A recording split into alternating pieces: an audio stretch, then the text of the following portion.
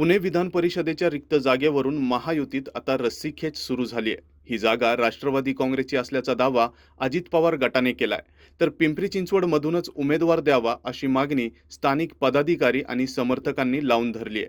आजवर शहराला विधान परिषदेची उमेदवारी मिळाली नसल्याचं सांगत कार्यकर्त्यांनी उपमुख्यमंत्री सुनेत्रा पवार यांच्याकडे आपल्या भावना व्यक्त केल्यात.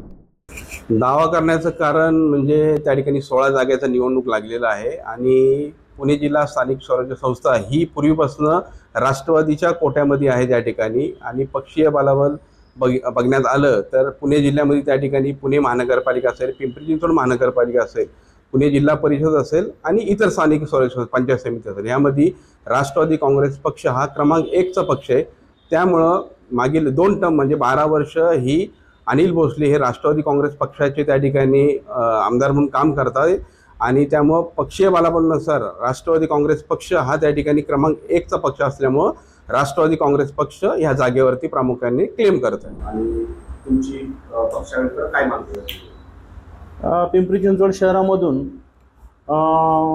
भोसरीचे प्रथम आमदार विलासराव लांडे पाटील, माजी शहराध्यक्ष अजित भाऊ, विरोधी पक्ष नेते भाऊसाहेब भोईर, चिंचवड विधानसभा मतदारसंघातून विठ्ठल उर्फ नाना काटे आणि पिंपरी चिंचवड शहराचे विद्यमान अध्यक्ष योगेशभाई बद हे प्रामुख्याने 5 जण इच्छुक आहेत.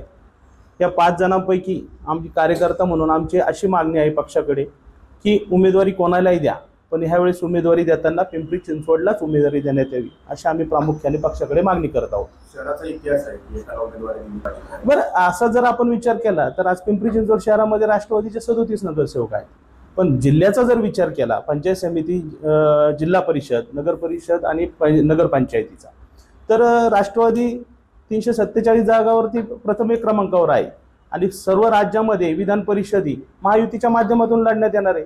त्यामुळे साहजिकच शिवसेना असेल, राष्ट्रवादी असेल आणि भाजप असेल यांच्या मतदारसंख्येचा जर विचार केला तर निश्चितपणानं महायुतीचाच उमेदवार निवडून येणार आहे. त्यामुळे हिथं उमेदवारी मिळाली तर निश्चितपणाने कोणीही निवडून येणार आहे. जागा एकच आहे. त्यामुळे अंतर्गत बंडाळी किती करायचा प्रयत्न झाला तर ह्यावेळेस पक्षापेक्षा मोठा कोणी असणार नाही. पक्ष ज्याला तिकीट देईल तो निश्चितपणानं विधान परिषदे या सर्वोच्च सभागृहात दिसेल.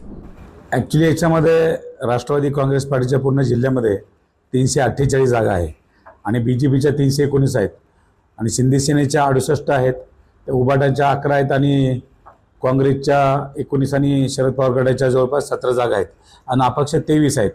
याच्या जर आपण संख्याबळ पाहिलं तर राष्ट्रवादीचं निश्चितच संख्याबळ जास्त आहे आणि खऱ्या अर्थानं पुणे जिल्ह्यावरती या ठिकाणी राष्ट्रवादीचंच वर्चस्व आहे आणि 100% जागा आहे पिंपरी चिंचवड राष्ट्रवादीला पिंपरी शहरालाच द्यावे लागणार आहेत आणि शहरामध्ये राष्ट्रवादी जो काही उमेदवार मिळेल त्याला बाकी सगळे नेते मंडळी कार्यकर्ते एकमुखाने त्यांचं काम करतील आणि 100% मोठ्या फरकाने या ठिकाणी विजय मिळवला जाईल.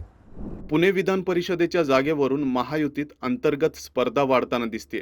राष्ट्रवादीकडून ही जागा आपल्या हक्काची असल्याचा दावा केला जातोय, तर पिंपरी चिंचवडमधून उमेदवारीची मागणीही आता जोर धरू लागली. आता अंतिम निर्णय महायुतीच्या वरिष्ठ नेत्यांकडून काय घेतला जातो हे पाहणं महत्त्वाचं ठरणार आहे.